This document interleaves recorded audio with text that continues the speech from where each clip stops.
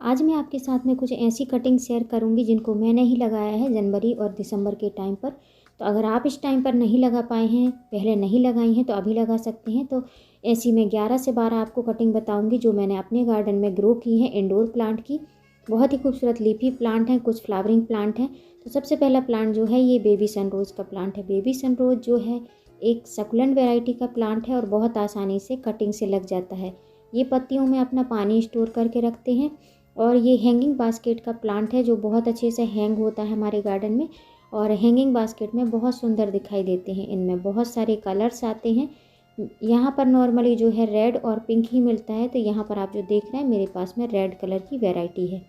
Baby sunrose बहुत सुंदर सा प्लांट होता है जिसको कटिंग से बहुत आराम से लगा सकते हैं। बहुत बहुत खूबसूरत ईजी टू ग्रो प्लांट है और इसको लगाना बहुत आसान है। अगर आप कटिंग लगाना चाहते हैं तो कटिंग लगाने के लिए आपको बहुत अच्छी पोरस सॉइल चाहिए, जैसे कि पोरस मिट्टी, हल्की मिट्टी होनी चाहिए। उसमें जो है जो बराबर बराबर मात्रा में मिट्टी और रेती और जो राइस हस्क है वो होना चाहिए। अगर राइस हस्क आपके पास में नहीं है धान की भूसी, तो 50% मिट्टी 50% सैंड में आप जो है ये लगा सकते हैं। कटिंग बहुत आसानी से कटिंग ग्रो हो जाती हैं। तो सबसे पहले हमको इस तरीके की मिट्टी बनानी है। उसके बाद में कटिंग लगाने के लिए हमको डिस्पोजेबल लेना है। आप कोई भी डिस्पोजेबल ग्लास में या कोई भी आपके पास में वेस्ट पॉट हो उसमें लगाएंगे तो कटिंग जो है रिपोर्ट करने में आसानी होगी।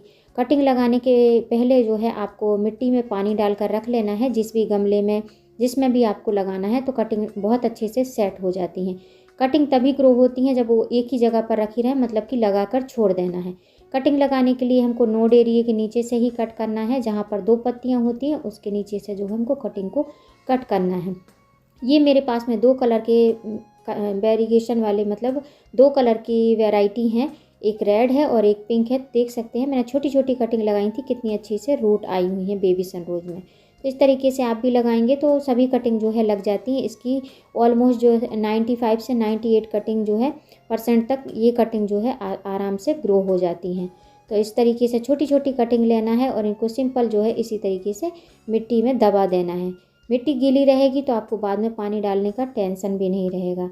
इस तरीके से कटिंग को लगाकर और जो है सिंपल इसको मिट्टी में दबा के रख देना है और सैडी प्लेस में रखना है, जिससे कि कटिंग बहुत आसानी से ग्रो हो जाए।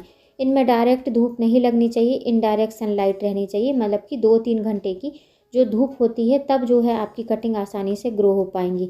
अगर आप प्रॉपर जो है धूप में रख देंगे कटिंग को, तो टेरेस पे अगर टेरेस गार्डनिंग करते हैं तो बहुत ही मुश्किल हो जाएगा। अगर आप कटिंग लगाना चाहते हैं तो किसी पॉट में जो हमारे पहले से प्लांट लगे होते हैं उनके गमले में आप रख सकते हैं, तो उससे मॉइस्चर मिलता रहेगा तो कटिंग आसानी से ग्रो हो जाती हैं। तो इस तरीके से आप भी बेबी सनरोज की कटिंग लगा सकते हैं। वैसे ये प्लांट काफ़ी कॉस्टली आते हैं नर्सरी में और पॉली बैग में जल्दी से मिलते नहीं हैं।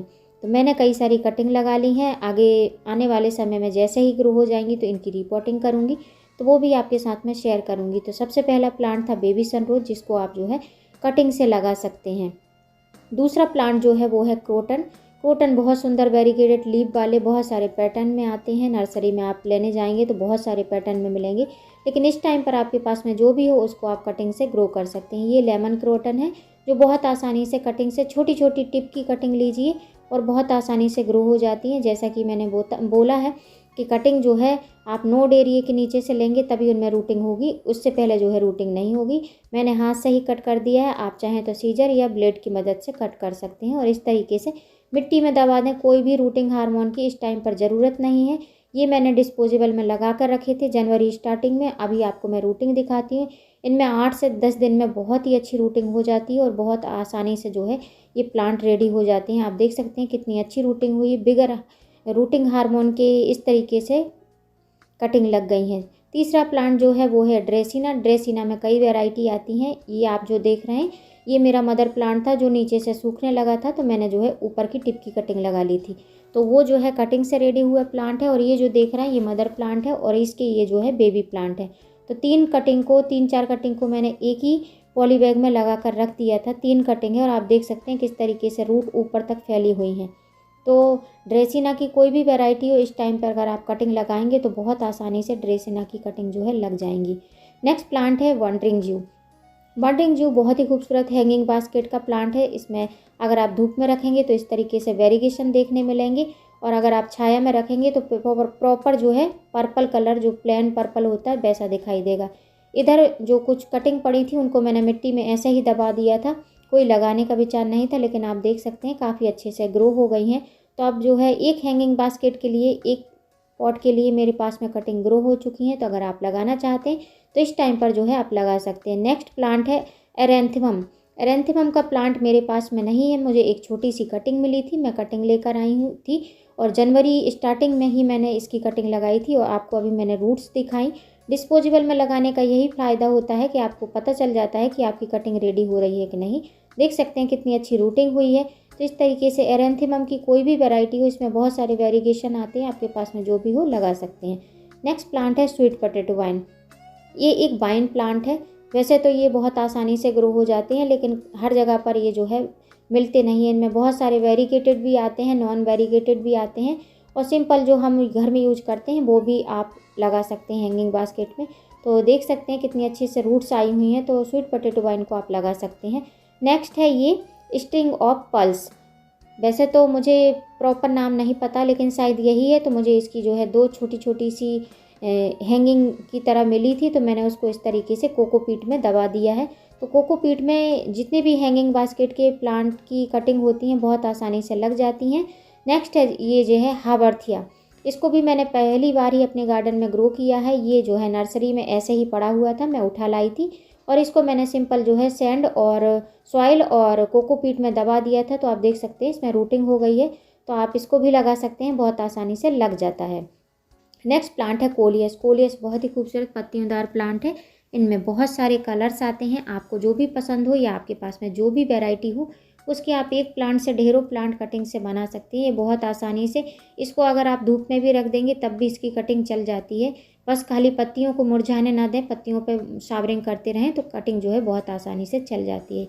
ये आप जो देख रहे हैं ये प्रॉपर जो है रूट बाउंड हो चुका है और इसको जो है रिपोर्टिंग ये मांग रहा है, तो इसको रिपोर्टिंग कर दूंगी। नेक्स्ट प्लांट है अजवाइन का प्लांट। अजवाइन का प्लांट बहुत ही हार्डी प्लांट होता है, इसको आप हैंगिंग बास्केट में भी लगा सकते हैं और इसकी फ्रेग्रेंस बहुत अच्छी होती है। आप देख रहे हैं कितनी सारी रूट्स आई हुई हैं। तो आप जब भी कटिंग लगाएं तो आप डिस्पोजेबल में ही कटिंग लगाएं, मेरा सजेशन यही रहेगा। इससे जो है आप रिपोर्टिंग करते टाइम इसकी रूट भी डैमेज नहीं होंगी और आसानी से जो है रूट बॉल के साथ में आप इसको अपने नेक्स्ट पॉट में भी इसको रिपोर्ट कर सकते हैं। तो अजवाइन की कटिंग भी आप टिप की कटिंग लें, बहुत आसानी से लग जाएगी।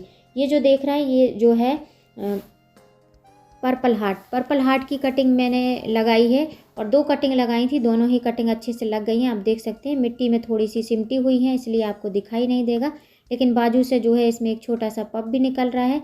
तो पर्पल हार्ट की कटिंग बहुत आसानी से लग जाती है, मैंने भी फर्स्ट टाइम लगाई है, तो आप भी लगा सकते हैं इस टाइम पर पर्पल हार्ट की कटिंग। नेक्स्ट है अरेलिया। अरेलिया में बहुत सारी वैरायटी आती है, मेरे पास में 3 प्रकार की अरेलिया हैं और अभी जो है टेरेस पे मैं जो दिखा रही हूँ वो ये वाली अरेलिया है जिसकी कटिंग मैंने 2 कटिंग लगाई थी, जो एक कटिंग आपके साथ में शेयर करूँगी। ये अरेलिया थोड़ा सा हार्डी नहीं होता है और जो ये मैं दिखा रही हूँ ये बहुत आसानी से लग जाता है। इसको सैंड और सॉइल में मैंने लगाया है और बहुत अच्छी से रूटिंग होती है। अब जो है इसकी ग्रोथ बहुत अच्छे से होगी। ठंडी में जो है ग्रोथ बहुत कम हो रही थी, फरवरी से ये बहुत अच्छे से ग्रोथ करने लगेगा। बारिश में भी इनकी कटिंग बहुत आसानी से लगती हैं और जनवरी फरवरी में भी इनकी कटिंग आप बहुत आसानी से लगा सकते हैं। रूटिंग आप देख सकते हैं बहुत आसानी से इनमें रूटिंग हो जाती है। नेक्स्ट प्लांट जो है वो है अगेप का प्लांट। अगेप का मैं छोटा सा साइड से एक बेबी पप लेकर आई थी जिसमें एक ही रूट था और रूट जो है नहीं थी उसमें, तो एक एरियल रूट थी, उसी से मैं उसी को उखाड़ कर ले आई थी तोड़कर साइड से मदर प्लांट में से। तो आप देख सकते हैं काफ़ी अच्छी से रूट्स आ गई हैं।